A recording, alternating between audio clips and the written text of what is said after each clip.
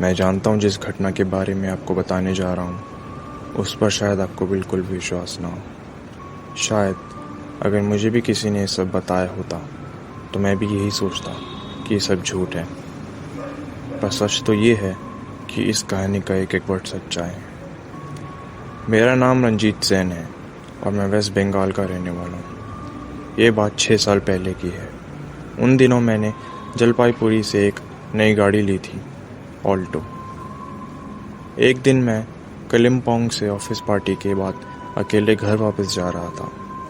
रात के कम से कम 1:30 बज चुके थे और अकेले होने के कारण मुझे थोड़ा डर भी लग रहा था। वैसे तो मैं डरता नहीं, मुझे डर कम ही लगता है, पर उस दिन बारिश भी हो रही थी और रास्ता पूरा एक बड़े से जंगल से होते हुए गुजर रहा था।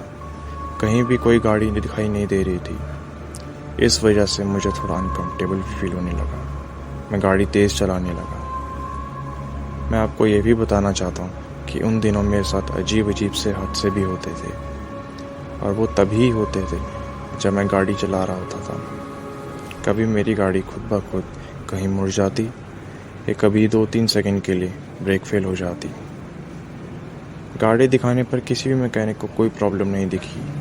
वो सब यही कहते कि इसमें कोई दिक्कत नहीं है। एक बार मेरे ड्राइवर ने मुझसे ये भी कहा कि सर शायद इस गाड़ी में कुछ है, कोई आत्मा या भूत जो ये सब करता है। पर मैं ये सब एक फालतू बकवास समझकर भूल गया। भला ऐसा भी कुछ होता है? रास्ते में थोड़ी देर बाद एक मंदिर आया और जब मैं उससे होकर गुजर रहा था तो मुझे कुछ ऐसा देखा जिससे मेरा पूरा शरीर ही थम गया।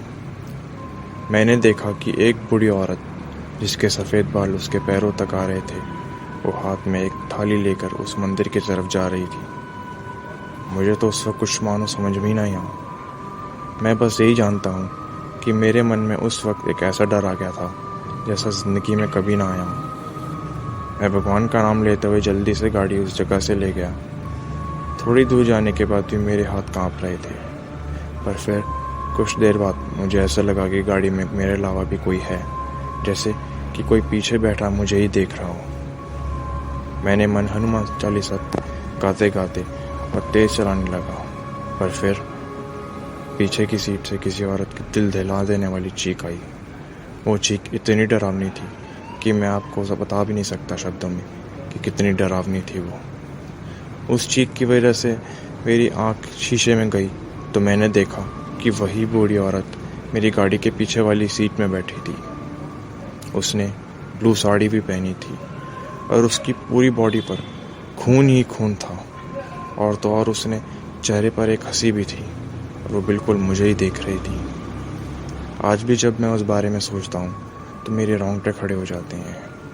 उस वक्त मेरा स्टीयरिंग व्हील घुमा और गाड़ी के एक पेड़ से टक्कर हो गई, जिससे मैं बेहोश हो गया।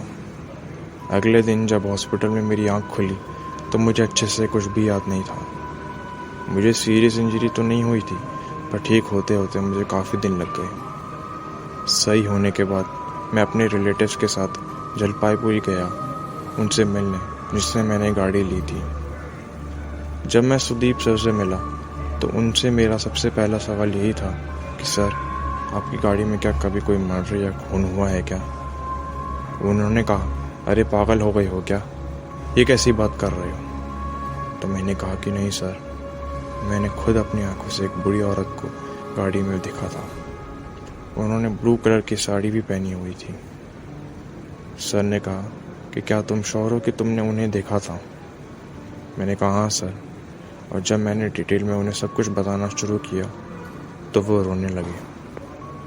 मैंने पूछा सर क्या हुआ, अब रो क्यों रहे हो? तो उन्होंने कहा कि वो बूढ़ी औरत और कोई ही नहीं, उनकी वाइफ थी, जिनके पिछले साल ही इसी गाड़ी में एक्सीडेंट से मौत हो गई थी। ये कहानी मुझे किसी ने वेबसाइट पे भेजी थी।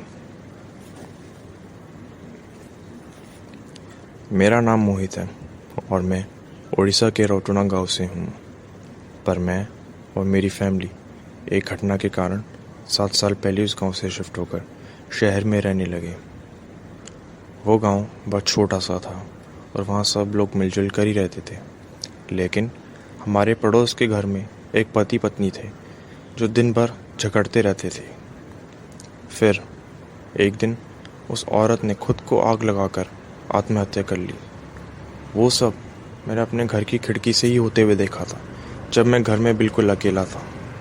मुझे आज भी उसकी वो चीख की आवाज़ें याद हैं जो उसने दर्द में चिल्लाई थी। उस घटना के बाद से मैं भी सहम गया था। आप सोच ही सकते होंगे कि 10 साल के बच्चे पे ये सब देखने का क्या प्रभाव पड़ा होगा। खैर, उस घटना के बाद कुछ दिन तो सब कुछ गांव में ठीक ही रहा, पर कुछ दिन बाद शुरू हुआ मौत का तमाशा। एक रात हमारे पड़ोस से उसी आदमी के चिल्लाने की आवाज़ आई जिसकी पत्नी ने आत्महत्या कर ली थी। पर जब तक गांव के लोग उसके घर तक पहुंचते तो उन्होंने देखा कि उस आदमी का सर उसके शरीर से अलग हो चुका था। मैंने तो वो सब नहीं देखा क्योंकि मुझे किसी ने अंदर जाने की नहीं दिया, लेकिन मुझे आज भी याद है मेरी मम्मी वो सब देखने के बाद 2-3 घंटा उल्टी ही करती रही। फिर कुछ दिनों बाद लोगों की बकरियां और गाय भी मरने लगे। किसी को कुछ समझ नहीं आ रहा था कि गांव में क्या हो रहा है। गांव के लोगों का तो ये भी कहना था कि आधी रात में कभी कभी उन्हें किसी औरत के रोने की आवाज़ आती है। कुछ लोगों का तो ये भी कहना था कि उन्हें रात में एक औरत दिखती है सफ़ेद साड़ी में। खैर, धीरे धीरे गांव में सब कुछ नॉर्मल होने लगा, पहले जैसा। फिर एक दिन मेरी आधी रात को नींद खुली और मैं पानी पीने के लिए किचन में गिलास लेने गया। मैं पानी पीकर जाने ही वाला था कि मेरी आँख किचन की खिड़की से बाहर हमारे पड़ोस वाले की छत पर गई, तो जो मैंने देखा उसे तो मेरा पूरा शरीर ही कांप उठा।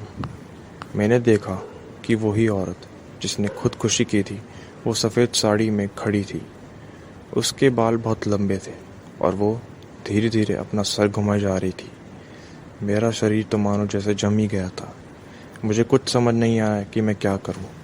मैं उसी तरफ ही देखे जा रहा था कि अचानक से मेरे हाथ से गिलास गिर गया और उसकी आवाज़ से उस औरत ने अचानक से अपना सर घुमाना बंद किया और उसकी नज़र सीधा हमारी खिड़की पर मेरी तरफ गई।